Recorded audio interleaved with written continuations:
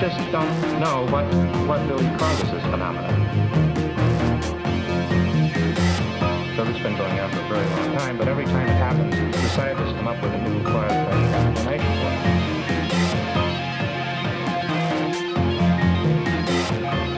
We just don't know what really causes this phenomenon.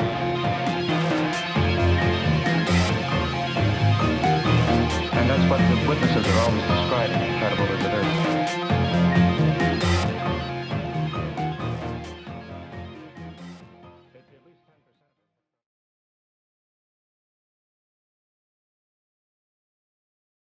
Welcome to Don't Turn Around, a podcast about the extraordinary and the unexplained and the profound impact these events have on our lives.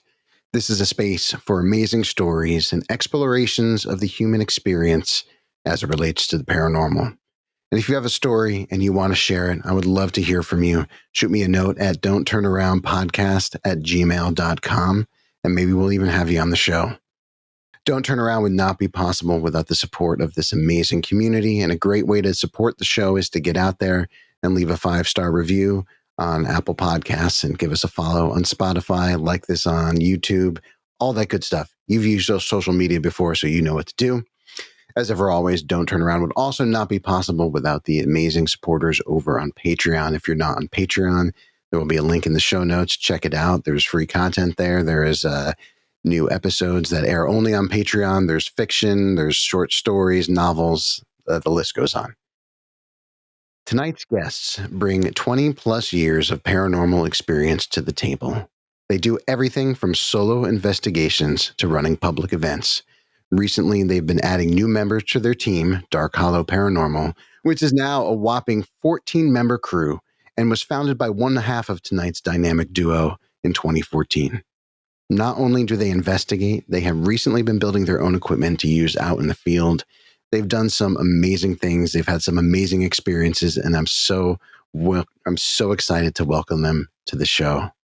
Lindsay and Angel Morales, welcome so much to Don't Turn Around. I could not be happier to have you as my fresh guests for a fresh year and a fresh season of the show.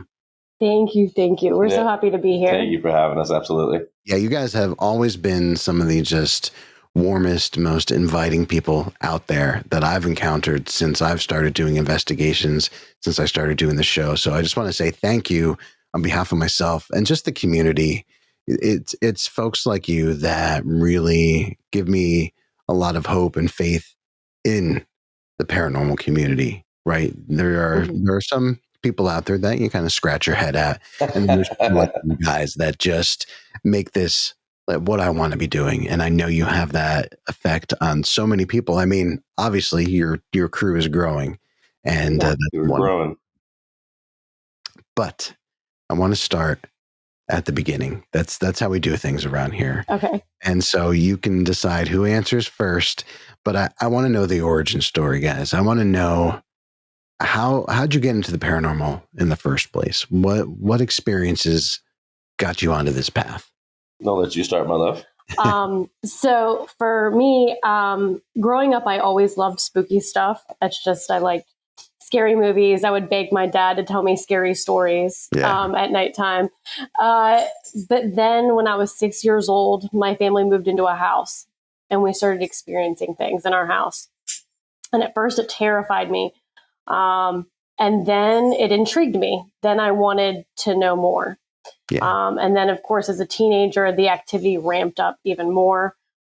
We were getting like almost poltergeist activity in the house, which I now know as an investigator that my energy as a teenager was fueling that. Yeah. And I didn't know that at the time. But then like Ghost Hunters started to come out, the TV show. And I'm like, wow, people do this. This is like a thing. Yeah. Like you can ghost hunt. So I just started watching a lot of TV, reading a lot of books, doing a lot of research.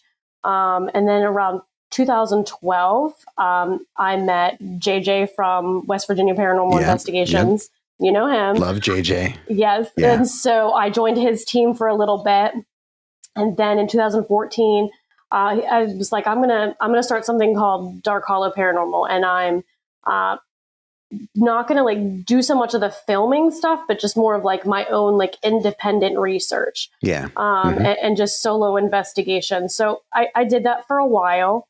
And then in 2021, I met Angel, and he was real big into running ghost hunting events and teaching people how to investigate that had never investigated before. And at that point, I kind of found my love for hosting public events and teaching people how to ghost hunt. And so and honestly, in 2022, I asked him, I said, will you join my team? Like, I want this to be a goal for Dark Hollow. Like, I want us to be an event company in addition to continuing to do stuff for ourselves and investigate independently. And he was like, absolutely. And that's kind of how Dark Hollow kind of got revamped. Yeah. And started going in a different, fresh life. Exactly. And so I'll let Angel tell his story. Yeah, for sure. So growing up, typical paranormal story. I come from a Hispanic background. Yep. Okay. Spirituality was talked about as in the normal. My great grandparents always said, the things that go bump in the night usually have a message. Try to find out. Don't be scared of it. You know, there's a reason they're coming to you, that kind of thing. Yeah. And I'd say around 2011, 2012, we got back into it hardcore and, do a little urban exploring. And then I started going on ghost hunts with friends and everything like that. And then I got blessed enough to, in 2021, to work for a company, like she said, teaching and, hosting events overnights and showing everyone what they need to, what they could do, opening gifts, whatever. Like, let's go find some spooky stuff. Yes. And yes. We ran into each other and formed a friendship, and then came together. And sure enough, we have been taken off. It has been quite a hell of a love, a love story and a paranormal story. Yes. Like literally, like you joined teams, right? It's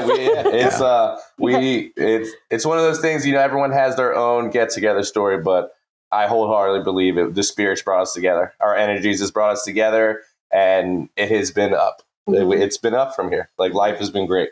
And that's a beautiful thing. And if you think about it too, just the spiritual energy of love is such a powerful thing. It unites us in life. Absolutely. It unites us in the afterlife, and it unites us kind of across that reality. Like, connects the lines, man. It connects the lines. And that's such a fantastic story. And you guys make such an amazing team in the field, and just, just from seeing what you guys are doing out there on social media, just such a wonderful couple. So that it is an honor to have you guys here to share this stuff together. It makes me pumped and ready to get back out there and investigate myself. Absolutely. My wife comes out on investigations with me. She's an incredible photographer, and that's how she kind of got into it with me at first. So she's from, she has a Hispanic background as well, Colombian.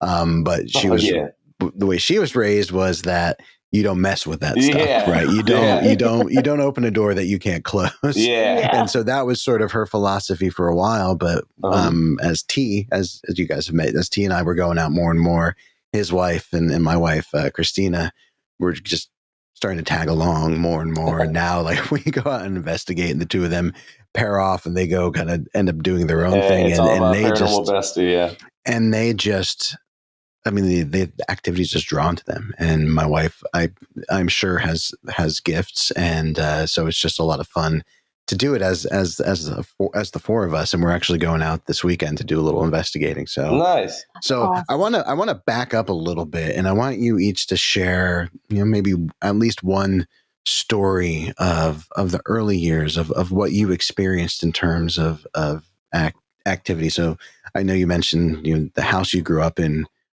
had some spooky business going on that ramped up, but what were those early experiences like living through that as someone that didn't really know much about the paranormal and how that had an effect on you?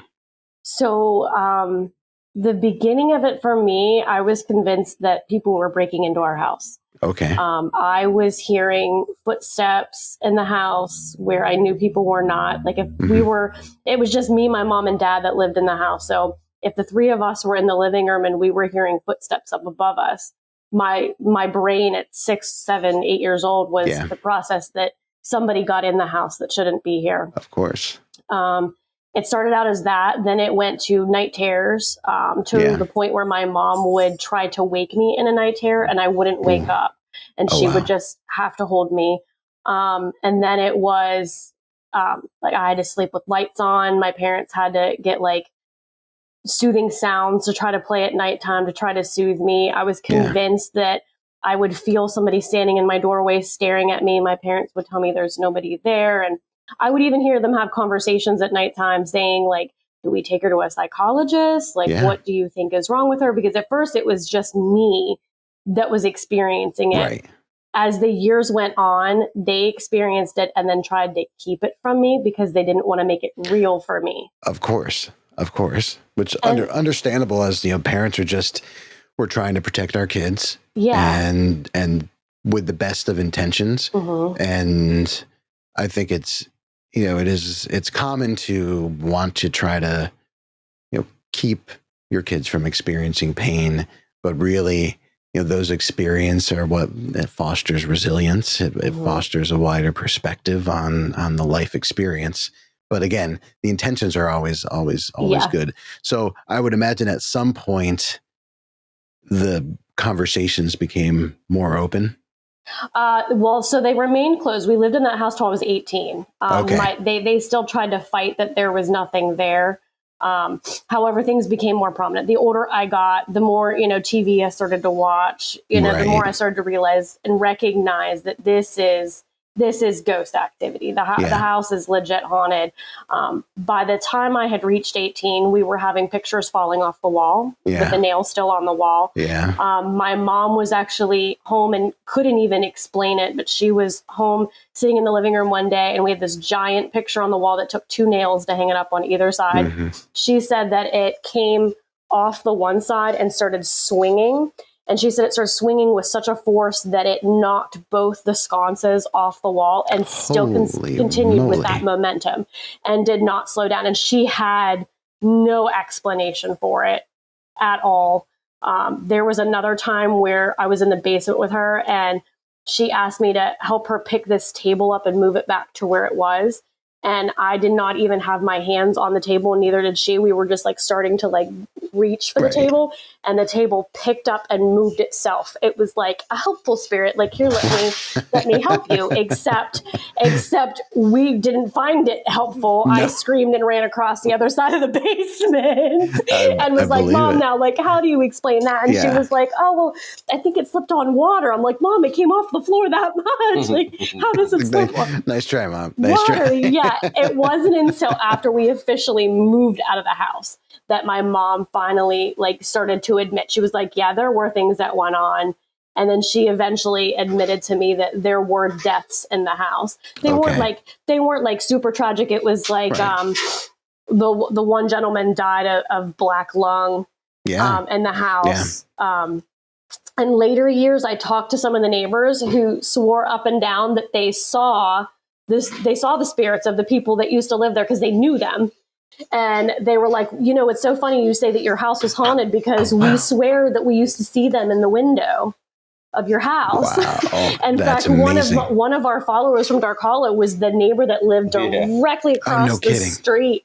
Yeah, she's talked to me about it a bunch because she personally knew the people that lived there when they were older and passed away. And so she completely believes me. She's like, that's absolutely. Amazing. And she follows our team now. She watches us on social media. I love that. And did it come as a relief when the ghost media started coming out on TV and you're starting to connect the dots?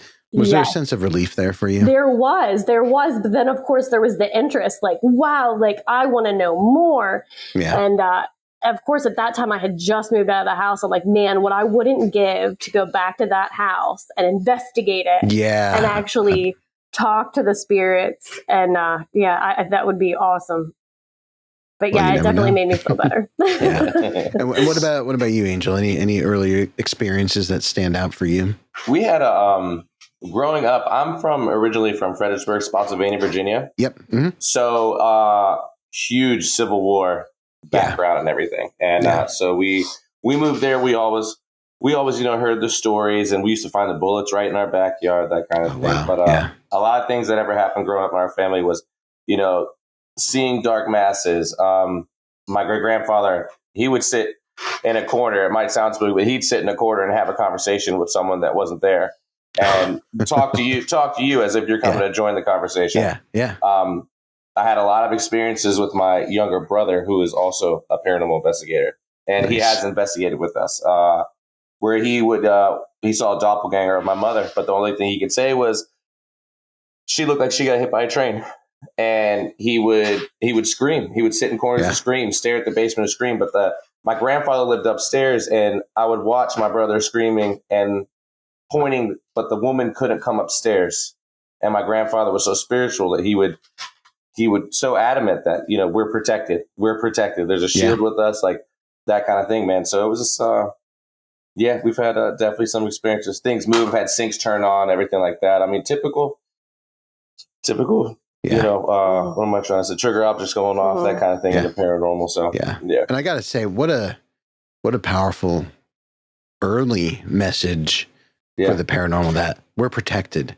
Yeah. Because the power of intention when we go out on these investigations and go to some pretty spooky, dark places. Yeah. That intention, I feel, is everything that absolutely keeps you safe, keeps you from getting too many hitchhikers tagging along. Yes. Yeah. I mean, it still happens. I mean, it's happened to us, of course. But usually are the things that tag along tend to be benign. We've never had anything dark come back with us, and never have had anything stay for maybe like a night or two. We've had some weird stuff happen. And then that's it. They just still want to talk to you a little bit. Yeah, they're just like, these guys are amazing. Oh, that's awesome though. Thank you for sharing. Thank you for sharing that. Yeah. So I first met you, Lindsay, on my first major investigation. So T and I had done some smaller locations, and then we came to a spot called Cresson. And so I was hoping we could talk a little bit about Cresson, because I know that you two have a very close relationship with that property. And so I'm just going to let you guys riff. I'll chime in. But for my listeners that might not know the property, can you break down the history just a little bit at a very high level, just to sort of paint the picture? And then tell me how you came to be involved with this property. Yeah, absolutely. So Cresson Sanatorium and Prison started out as a tuberculosis hospital in 1912, and it operated as that until 1964. And that's when streptomycin had come out. There was a decline in tuberculosis. And so they decided that they were going to transition it to more of mental health. And it changed the name a couple different times, from the Lawrence Flick State Mental Facility to the Cresson State School. And then in the 1980s, they decided that they were going to turn it into a medium security prison. And then that's when it changed its name to SEI Cresson. They had tore some of the bigger wings off of the main facility, and they started to build some of the jail cells there that they have today. Their housings. There's still a good amount of sanatorium buildings that are still left behind. And the prison operated until 2013, when they closed down. And they closed down for numerous reasons. One was the facility was older. It was really hard to maintain. Their equipment was hard to maintain. We had, there was a volunteer that I used to work with that had read some of the older logbooks that said that it was like, when he was reading the logbooks for maintenance, it was like, this boiler broke, had to go fix this one, then the other boiler broke. And it was like, took the plow truck out, that plow truck broke down and got stuck. I had to get the other plow truck to get that one out. So a lot of it was the age of the building and the upkeep of the buildings. But then there was the lawsuits that took place at Cresson to the point of the medical psychologist losing his medical license. Wow. For the severe abuse that took place, and all of that documentation. It's documented online. Yeah. You can find it. It was the suicides that took place, the attempted suicides, and it was all neglect from him. There was abuse and neglect from some of the correction officers, to the point of making some inmates strip naked and saying, "I'm a little teapot," before they could get their breakfast or lunch or whatever meal. That's messed up. So there was a lot of dark, negative things that have transpired on that property. I think it started with the best of intentions to cure tuberculosis.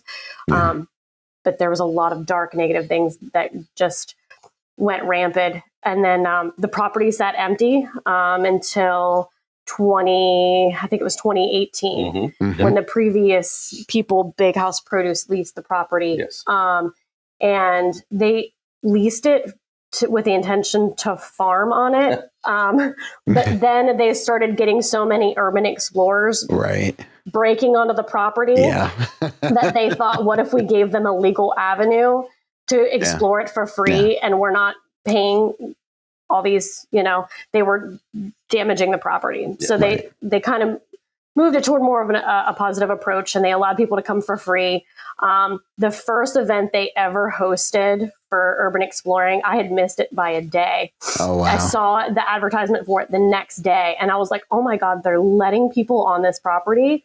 And I had grew up in Ebensburg, Pennsylvania, which is only 15 minutes away from Cresson. So I always knew that there was a prison back there. I knew it had been a tuberculosis hospital, but I had never drove back there. I had no idea the size of it. I had no idea that it was multiple buildings. I just thought it was like one big jail back there. And but I had reached out to Big House Produce right away. And I was like, this place has to be haunted. Would you let teams come in and investigate it? And they came back and they said, we've got a lot of requests for that, but we don't know anything about it. Can you help us? And I was like, absolutely. So they invited me up. They're like, just come up and just we'll show you around. And I was like, dream come true, absolutely. Right? So when they said that to you, what was going through your head? What was your internal reaction? Oh my God. One, I get to see this place. Two, this is a great opportunity, because now I'm going to help these people, because now I'm going to explain to them, you don't know anything about the paranormal. And I've been in it since 2012, and I see since you how were much a kid, money. But I see the money that can be made in the paranormal, because at this point, I've gone broke from being a paranormal investigator. Locations cost money, equipment costs money. Snacks cost money. Battery. I just saw opportunity written all over it for them, but then also for me. I'm like, because now I get to help these people. And to me, that was a reward. Because right away they were like, what kind of compensation do you want? And I said, to see this place thrive. I honestly didn't want anything from it. And I went up and toured it. I was completely mind blown. I gave them my advice based off of places that I had been before, prices that I had seen. The square footage was nothing like I had ever seen, though. So I had to tell them what I've experienced is, smaller, but this is what they charge. And they decided thank you so much for all of your advice. You can come up, you and your team can come up and investigate. And at the time, Dark Hollow was just me by myself. So I had reached out to West Virginia, and I was like, do you guys want to come tackle this place with me? And they gave it to me for 2 nights. And thank God they did, because you saw how massive that place is. You're talking 34 acres and 20 buildings. It's almost impossible to investigate in 2 nights. There's still some spots I don't think we've even touched in this 3 years later.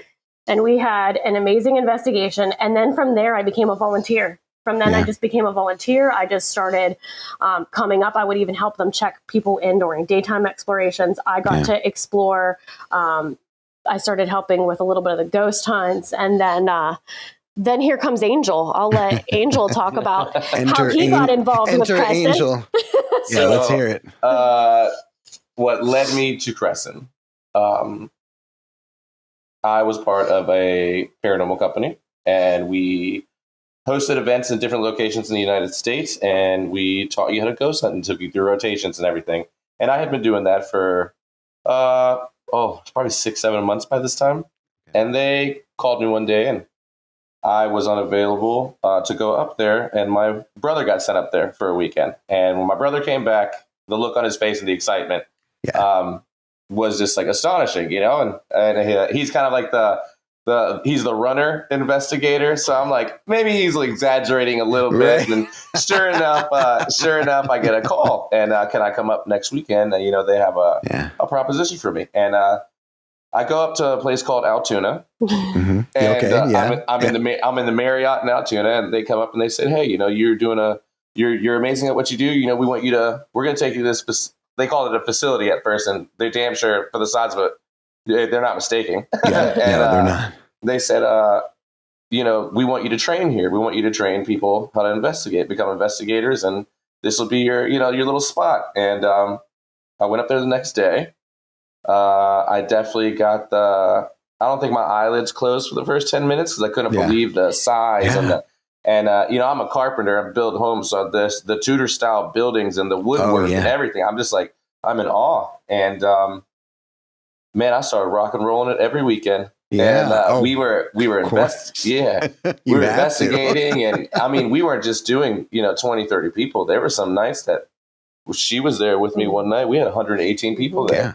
But that's the thing. The property can handle that. It absolutely can. And it's and I mean, it was a dream come true. And one night in one of my biggest events, it might be a no-no in some people's eyes, but I met what I thought was a guest coming to hang out. I didn't realize she had been there already. Mm-hmm. And we've been stuck like glue ever since. Mm-hmm. And did you offer to teach her how to ghost hunt? I mean, we had our time. We had our time. Yeah. We had a good time investigating. Mm-hmm. And that's awesome. We always said that it was our unofficial but official first date walking under the stars at Cresson. Yeah. Can you think of a better first date? I can't. I mean, it was, it really was. And I mean, man, like I said, that was the start of our journey. Mm-hmm. And that's what led me to Cresson. And then, I mean, we're in it to win it there. It's beautiful. We call it home. Mm-hmm. We do consider it home. It is beautiful. Now let's talk about some of the experiences that you guys have had there. And I know there are so many.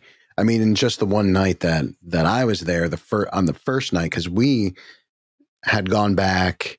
We didn't do another overnight investigation, but we went up there at least 3 or 4 times just in the daytime, right? Because as we all know, it doesn't have to be nighttime for it. And especially not there.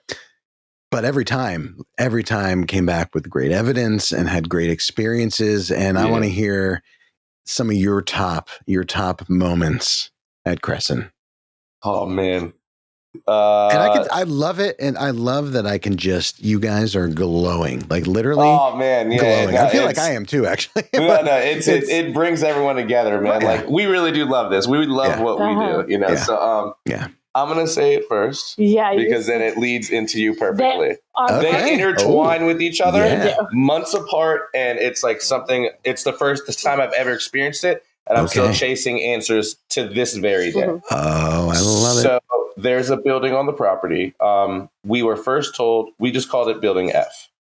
Okay. I remember Building F. We found out that it was people with disabilities. There for a while, there were rumors that it was called End of Life, but we confirmed that it was not. But the really demented, not so right, were in this building.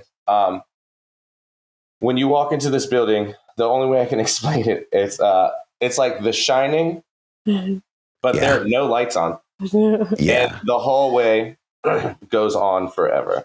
Okay. Yeah. But when I say F. Investigators, you could walk into a basement and it's dark. You sit there and your eyes, kind of fixate on everything. You can still see shapes. Right. It's like you turn on your ghost eyes. There's some nights you go in F.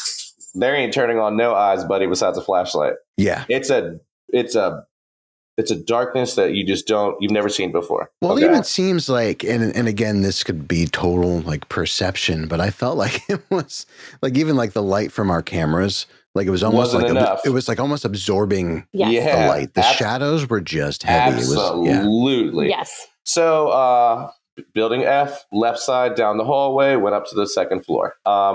We had a group of us. This is probably the experience that did it for me. This is my highlight. Okay. we probably had about 10, 13 guests at the corridor to the stairs. And I like to kind of stray away, walk down the hallway. I got about 3/4 of the way down the hallway. And before it makes a left turn that goes into that porch area, there's a pipe. There's a pipe that runs straight across there. And I'll never forget it. I had my back towards the wall. I'm kind of, the hallway's to my right, and I'm looking at the team to my left, and we're all lights out. But my eyes are still fixated. And around the corner, on everything I swear, around the corner to my right, as if it was coming from the porch and coming down the hallway, it was the classic, I heard 2 slaps.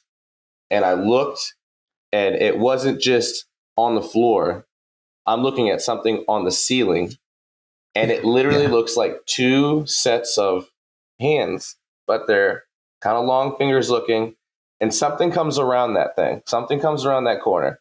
And the best way I could say it, and I've said it the same way ever since that day, it looked like a human tadpole. But what got me with it is its eyes. Its eyes were red. Okay. This thing slaps its hands about 3 more times. And I mean, it's that frozen feeling. Yes. Like, is this really happening?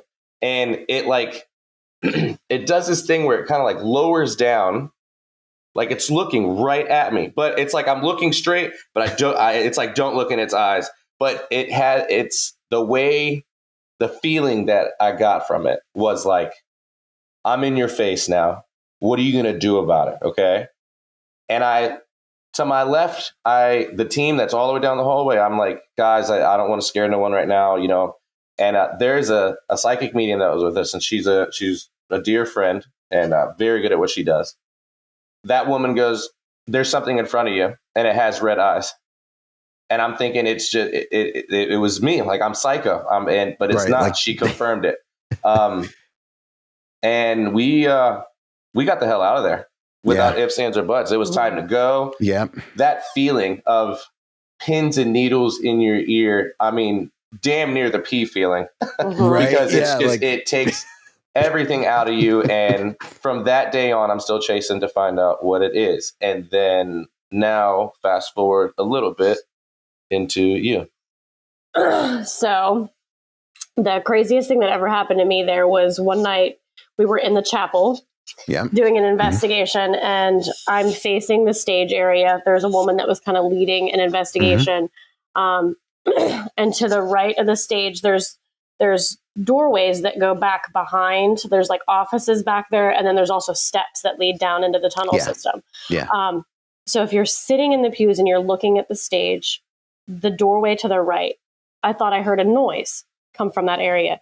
So my eyes like focus on that area, and I see these fingernails.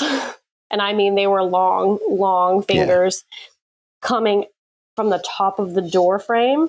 They were just kind of like coming from around like this, hugging the door frame. And then that's when I start to see it crawling on the ceiling. And it's like Angel says, it doesn't have back legs. Its arms are muscular. Yes. It's very muscular. Its chest is very muscular. It has long fingers, but when it gets to like where legs should be, it's just like, it's like a tadpole without. It's like the tadpole has its front arms, but just not its back legs. Right. That's the best way. Some humanoid, frog humanoid, like that's. And it did not have red eyes when I saw. I didn't even see any eyes. I just saw like the shape of it, and I ran out of the chapel. There was probably 30 people in there, and I was gone. And I actually heard it on the radio. They radioed it. A girl ran out of the chapel, and I was with Vanessa from West Virginia. And she came running out with me, and she could tell that something was wrong. Something happened. I was like, and she's like, "Tell me what happened." And I'm trying to explain it to her. And as I'm talking to her, we're standing outside the chapel, and this thing crawls out the back door onto the roof of the chapel. And that's when I start to lose pieces of my memory that night. Vanessa kind of like had to fill in the blank spaces for me. She said that I just stood there crying, staring at the chapel, crying, saying, "Why can't you see this? Why don't you see what I'm seeing?" And being very hysterical. She said she tried to convince me to walk away from the chapel and leave, and that I had told her that I felt like my legs were in cement and I could not move them. Yeah. I'm not sure how long we stood there before she was able to get me to walk away. I do remember walking away and walking down toward the visitor center, and I do remember feeling like there was something on my back, like a child that piggybacks on somebody's back. Yeah. And I remember feeling it breathe on this ear, and that the hair on the back of my neck stand up as I tell this story. I remember feeling it breathe on my neck, and I remember saying to Vanessa, "This thing is on my back and it's breathing in my ear." And she said, "We need to go to the car and we need to sage right now." Yeah. And we went out to the parking lot. We ran out to the parking lot and we saged. While she's saging me, we hear the loudest growl we've ever heard in the parking lot. And just like that, I was like, it's gone. But I still was like shaken up and just kind of like almost disoriented a little bit, because I was like, what did I just see? What did I just experience? Yeah, I was running the event that night. And I got the call that two females fled the chapel, is what they said. Yeah. And I know it had to have been like 10, 15 minutes, because it took me to get my group and to walk down. And I remember walking into the visitor center. And I mean, that classic, she looked like she's seen a ghost. Right. I mean, completely drained out of it. Yeah. I came in there and I saw her and Vanessa, and I was like, "Oh my God, it was you guys? Like, what happened?" Right. And she told me this. And the only thing I could think about is that it's that thing. It's that being. And was this the first time that you had both talked about this entity? Yes. Wow. It just fell into place. Like, and this is within a month and a half, maybe a month, something like that. Yeah. That they happened between each other. And, still to this day, there's people that will make comments. They'll report seeing it. But what we get is that people see different versions of it. Okay. Some people will describe almost exactly like what we saw, but then like there'll be like different details. The one that I heard that was completely opposite was the nurse, but they saw it in the chapel, and they saw it come from the same doorway that I saw it in the chapel. He actually said that the carpet like raised like this, which I don't even think could possibly happen. It's like nailed down. He said the carpet waved like, he said it like waved like this. He said, and then he saw this distorted nurse crawling out from that doorway onto the ceiling. Yeah. We were in F at one time, and some a friend of ours, they looked up and they said, okay, randomly, they're like, all right, guys, I don't mean to freak anyone out, but like I keep seeing something, but I don't know. I can't tell. All I can see is that it's by the top of the door, but I see red eyes.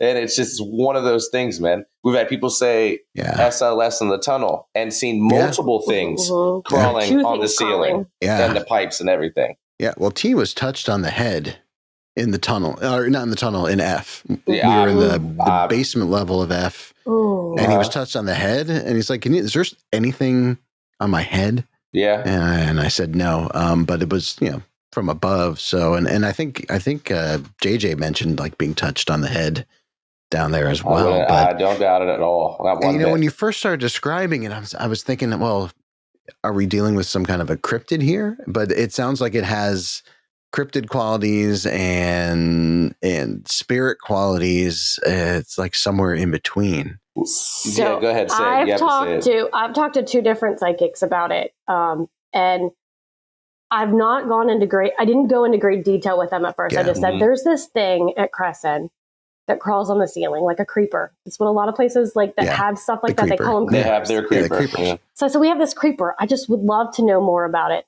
And I'm not kidding when I say that both of these women described what I saw to a T. Yeah. In fact, the one lady, when she said, the very first thing she said was, it has long nails. And I was like, ooh, absolutely.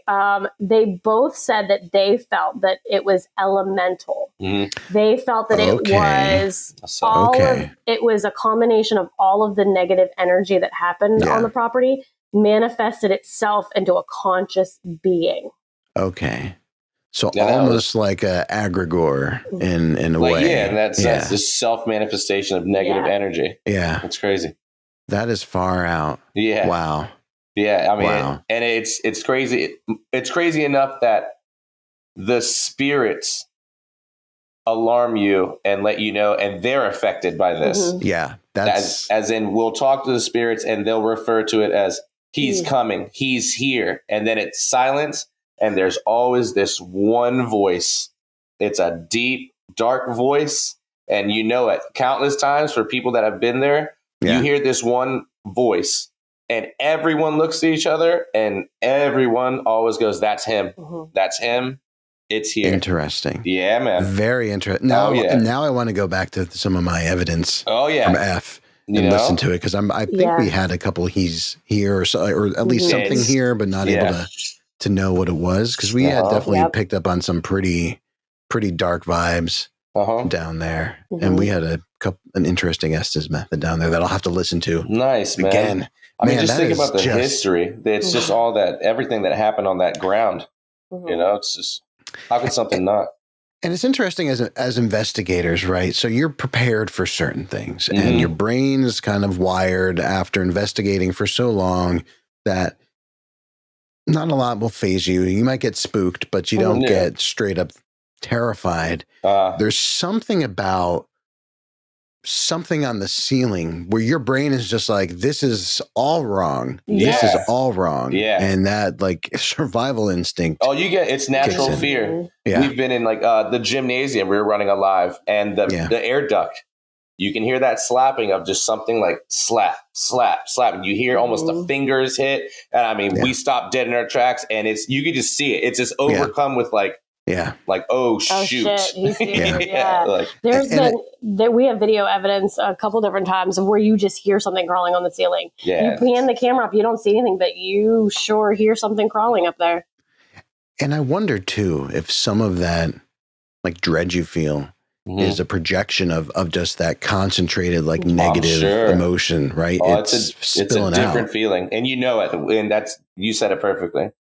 When we start getting those feelings, we do get that. Like, do you think it's going to happen? Like, about like, is he going to be here? You know, so that's wild. Wow. But it makes you at the same time, while it's terrifying, you want to know more. You want to know more. So, I've been chasing that. That has been like my thing, man, is to figure out all the answers I can about. It's almost like an addiction. Everyone has like that one addiction. Yeah. Like, I want to find out about you. Yeah. I try to avoid it.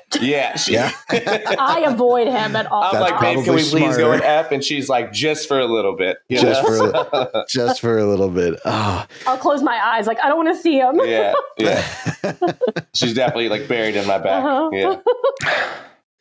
So back to sort of a general level here. So things were cranking at Cresson for a while, and there were a lot of investigations going on, a lot of events, and then I'm not going to get into the finer details of it, but the property changed hands, and suddenly investigations weren't really happening. Yeah. And what's going on today? Okay. What's the future of this property? Because really, it is a place that there are so many stories that property has yet to tell. And we as investigators, I mean, that is our calling, is to go to these places and to be able to tell these stories and give voices to these souls that don't have the voice or the opportunity to share and to save those stories from falling into just nothingness. So what's going on with Cresson these days? So there's a company called Lodestone that is leasing it. Their main focus is airsoft events. They're tactical training. I think they're firing some live rounds up there as well. But Imaginarium Sanitarium did a haunted house up there this past October. They also did the haunted house like 2 or 3 years ago under the other people as well. Yes. Okay. And so that team right there, Imaginarium Sanitarium, they have gone to Lodestone and is trying to convince them to bring the paranormal back. And these folks are kind of like, it's not their it's not their cup of tea. It's not something that you know anything about. They're really not interested. As far as they're concerned, like we kind of just go away. But Imaginarium is bound to prove that this would be successful for them and that this would bring them money. Yes. So they allowed Imaginarium they gave them a 3-month business plan. They said, see what you can do in 3 months and see if it's successful, we'll go from there. Yeah. Unfortunately, that was like the worst timing. They did November, December, and January. Okay. And it was all public events. Yeah. Just a public ghost hunt. And I think they did well on some nights because we went up there and they completely sold out some nights. And then there were some nights where, a handful maybe. Yeah. And so they went back to Lodestone again and they said, give us another 3 months. Yes. Give us another 3 months. So Lodestone has agreed. We're blessed. To another 3 months. Okay. Which is encouraging. Beautiful. Yes. They must have seen something that made them say, hey, let's do another 3 months. Exactly. Yes. So what they're finding out is on nights that they sell out on these tickets, we're making far more money for them than what the airsoft events and are. all of them are doing. It doesn't surprise me. I'm not knocking those kinds of events, but it doesn't we're trying to show me. them a flip of hey, like maybe your focus, maybe we're blessed enough for you to realize that the focus should be the opposite, and then we can triumph endlessly. And Imaginarium came to them too and said, we'll take no profit from it. We'll give you all of the profit because we just want to prove to you that this is, this is something good, and take that money toward preservation of the buildings or pay the property off because it's still being leased. So Lodestone has agreed to extend the 3 months. This time we're going to skip the month of February. Yes. We're going to skip it all together. That cold behind. Yeah. But I mean, that's like for us as investigators, like we will do it because we can guarantee like we'll get some quiet and we will not have a lot of other people we just did it last investigating, weekend. right? Absolutely. But if you're trying to like make a business use case, it's not a great month to do that. Not at all. Not at all. No. So they're going to do March, April, and May. March, April, and May. A little bit warmer. Okay, those are great months. Yeah. So, and those dates are posted up on their page. If you go to Imaginarium Sanitarium, their Facebook page, scroll until you find the link for Haunt Pay. Yes. When you go into Haunt Pay, you go to the calendar and it has those dates listed. Available. They are still public events because that's what they're giving us right now, but they're capping those public events at 20 people. And which for Cresson is like nothing. That's a one person per building. You'll be not seeing some people if you choose not to. Yes. So right. We were up there. Amazing. Yeah, we were up there 2 weekends ago. We went up in November and we went up on a sold out event. Now granted, I think 15, 16 of those people were our people, but hey, nothing wrong with that. No, it's nothing wrong with that. We sold them out that night, and then honestly, the other people that were there, we never even saw at all. Yeah. And then we were just up there last weekend, and we were blessed enough that it was just us. It turned into a private because my team was the only one that bought tickets that night. Yeah. Also because no one's that crazy enough to go up there at the top of the summit when it's 10 degrees. No, only the diehards, and I respect that. And I would be right up there with my what I call my double jackets and my double hats, and fuck it, it's great, it's brilliant. Yeah. That is amazing news. Yeah. I think, certainly I will be sharing that information far and wide for those dates, and I guarantee that we will be participating because we just love the property. It is incredible, and any opportunity to get back up there. We're going to take. Yeah. So I guarantee T and his wife Pip are coming up tomorrow for our investigation on Friday, and we'll come up with a battle plan for getting up there, and we'll bring some people up there with us. Perfect. I do know that Saturday in January, I think it's the 25th, they are sold out that night. The 25th, they're sold out that night. The 24th is still open, but then, they've got those other dates open up, and it's amazing. If we can sell them out and we can really prove to them that this can make the money, then they're talking about allowing private investigations. Bringing it back to its glory.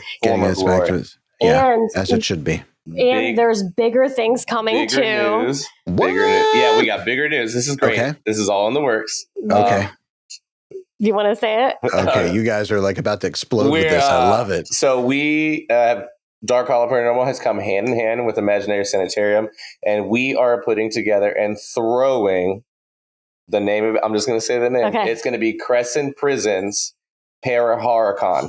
We are going to run our own Paracon, and we're hosting it at Cresson Dark Hollow Paranormal. It has been approved. We have a date. We have a date. We have a date. We just got to iron out some details. We're hoping to officially make the announcement on Monday with all the details. Yeah. But we'll be seeking vendors. Well, vendors, we're going to have numerous activities, and we're going to be offering a VIP package as well. So not only do you come to the Paracon throughout the day, we are offering a ghost hunt that night. All the buildings. We're going to have all our investigators, and we're going to run it till about 4:00 in the morning. That's brilliant news. That is amazing. I am so happy for you guys. We're talking the big things: speakers, food, activities. I mean, possible movies going on at the same time. And this is. I mean, shit! You get to see the whole property. For as long, I mean, it's just, I'm ready. This is brilliant. It's exciting. This is wonderful news. And the idea is that all proceeds are going to go towards preservation. All of the roofs are in need of dire repair. I just found out today that the total cost for all of the roofs exceeded $2 million.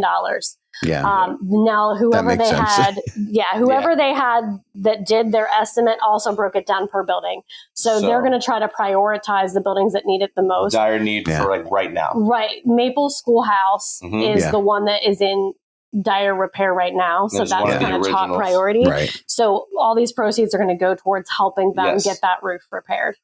Yeah, because we're not taking nothing from this. This is all volunteer time. We love the property. So it's just like, hey, like, it's the paranormal community, like, let's come together on this beautiful property and take care of it.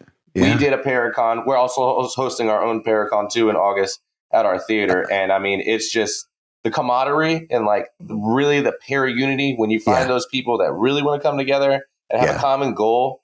That's an energy like no other. Yeah, let's put it this way. There's para-unity, which a lot of people talk about. Yeah. And it's talk. And then there's actually getting out there as a community. And doing it, man. And not trying to get like all the likes or all the views. No, hell no. But you're just trying to you're just doing the work. It is. And I love that. And you guys are amazing. That's awesome. We've done stuff that I've never even dreamed of. I mean, we're not, like you said, we're not about the money or anything, yet we're hanging out, Paracons and hanging out with celebrities, and celebrities are getting our t-shirts, and we're FaceTiming with all sorts of crazies. I mean, it's awesome, man. I would have never dreamed. I feel like this is just the start for you guys. I feel like you are at the beginning of this incredible journey, and you guys going to be better teammates for one another. So I have no doubt that there are so many incredible things to come from both of you. Thanks, man. And I can't believe we've almost been going an hour. We are actually toward the end of the show. And so what I do, especially with my new guests, is there's what's called the don't turn around question. And it could be taken very literally. It could be taken philosophically. It's however you want to answer it. It's very simple. I'll just ask if you turn around, and I make a whole to-do about it because it's the thing of the show. And so I have to ask who wants to go first. And you could it's up to you. Go ahead, and you can decide in the moment. Okay. And I'll only ask it once. Okay. No, you're good. Okay. So Angel, Lindsay, do you turn around? Do I turn around? Yes. Do you turn around? Yes. Depends though. If it's crawling on the ceiling, I don't. I always turn around. You always turn around. I always turn around. Especially if it's crawling on the ceiling. I can't. I'm not even going to pretend to be a hero, but I have to see it. I have this thing where I have to understand. She just digs into my back. Yeah. Some things for you don't have to understand, and you're okay with that. I'm okay. She's okay with it. If I never see it again, I think that I'll be happy. Okay. I get that. Hey, let my listeners know where to find out about the incredible things that you guys are doing, where they can find out about things that are happening in the future. Let them know so they can come check it all out. Dark Hollow Paranormal. If you go to Dark Hollow Paranormal on Facebook, that's where we post a lot of our personal stuff. Yes. And we also share any updates with Cresson, any event updates, Paracons, things like that. Like Angel said, we're helping Cresson with their Paracon, but we also have another Paracon at the Liberty Theater and Museum in Nanagua, Pennsylvania. We're part of a historical board, and we're helping them. Everything we do with them is, volunteer work and fundraising for them. So we have that going on too. So we'll have all that on Dark Hollow Paranormal. Yep. We have TikTok, Instagram. Each one of our members has their socials. She said it perfectly. Whatever updates, future events happen, just check us out right there. And if you want to reach us, it's Dark Hollow Paranormal at gmail.com. And please, everyone come help out. We were just bring the community together. Let's do it. Bring the community together. Let's do it. Well, Lindsay, Angel, thank you so much for joining me for this incredible conversation. It's truly been an honor and just a privilege to have you guys on the show here. Oh, absolutely. Man. Thank you so much for having us. Yeah. And I appreciate spreading the love, man. Yeah. We will do it again for sure. Absolutely. For sure. And we'll have to link up. So oh my gosh. That goes without saying, and we absolutely will. That is a promise. I was going to say, if you come to Cresson, I have a house in Pennsylvania too. It's only 10 minutes away. Let me know when you're in town. Okay. We literally have the house as the hub. People will say, hey, we'll be in town. And they're like, we'll be home. Just come meet us. So. Beautiful. Thank you guys. All right, you're welcome. And to you, the Don't Turn Around community, thank you so much for checking out this show and for being a part of just such an incredible thing that is the paranormal. And I am so happy to be back and getting shows out there again. And so with that being said, we'll see you next time.